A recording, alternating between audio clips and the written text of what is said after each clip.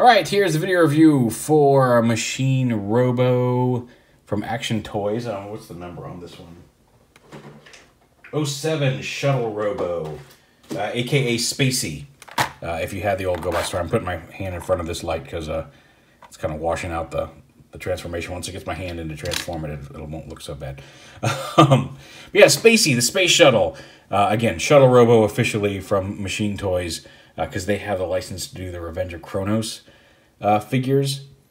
But, so yeah, if you hear me say spay-c, it's just because that's what the figure I had as a kid and grew up with.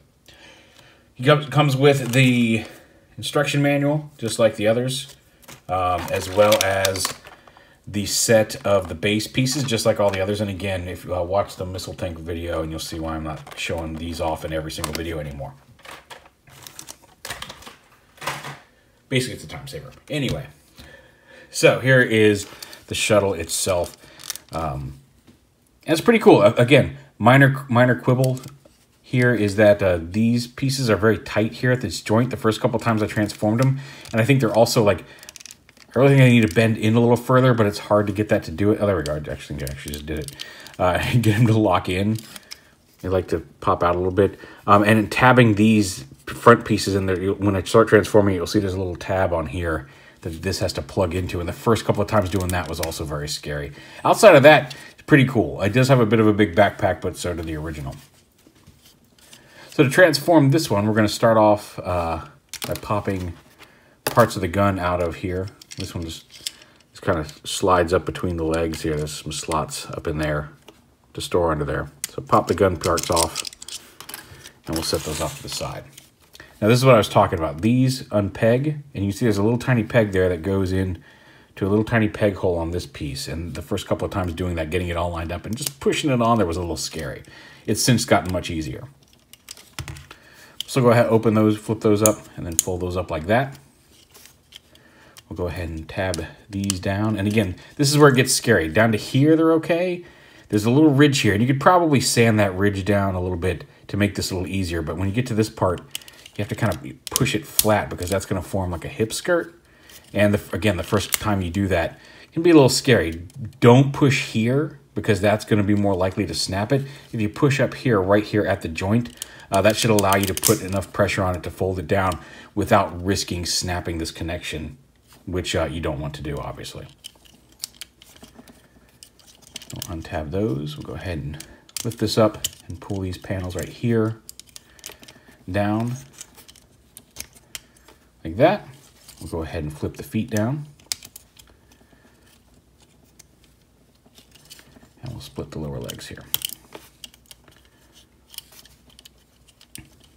as well as untab these panels. These tab into the hips, and that will free up the lower legs as well. There we go. Once that's done, take the tail fin and fold it up. Actually, before you do that, take the feet, move them so that this tab comes out from the back, and you want to rotate this whole assembly around like that. Same over here. And then you can fold the tail fin around to the back. These are going to be the front of the legs. So bring these down like this. Upper body, we're going to go ahead and take the arms here and flip them out and around past the cockpit. There is a ball joint there that the leverage you need to get this past the cockpit, sometimes this one especially pops this arm off. And then we can rotate this lower half around at the waist, rotate the arms around at the bicep, and then slide the panel down, actually behind his fist. That gives him sort of freedom, frees up his elbow joint. And slide that down. And then this lifts up off the posts. The head flips out. And then folds down. And it locks into place. The head tabs in onto the back. So it does have a big backpack. Position the hip skirts to get out of the way here. Those are also on ball joints if you want to just pop them off. But, yeah. There it is in robot mode. Now, this piece back here also opens up, and you can flip that down. And then inside here is the last piece of the gun. You can also, before we put the gun together, you can store this piece, stores right in here. And then you can also take these. There's a circle with a tab on it, which matches this right here. So you can attach this right over here. And then on one side of this gun, I think it's this way. Yeah, this way. One side of the scope has a square piece that tabs on right there. So you can store the gun in pieces on his back. Or you can pop this open. And put the gun, plug that into there.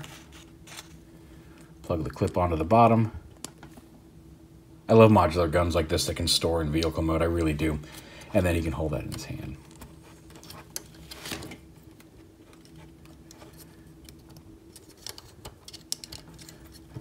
All the way forward. So there's a ball joint head, a little limited due to the pylons on either side of the head. Ball joint shoulders, bicep swivel, hinge elbows, wrist swivel, although actually is the wrist swivel? No, okay, it looks like the wrist might swivel. No, it's a solid piece, which makes sense because of the thing there. You do have a waist swivel. These hips pieces can swing out of the way in various fashions, and again, you can close this up on the back as well.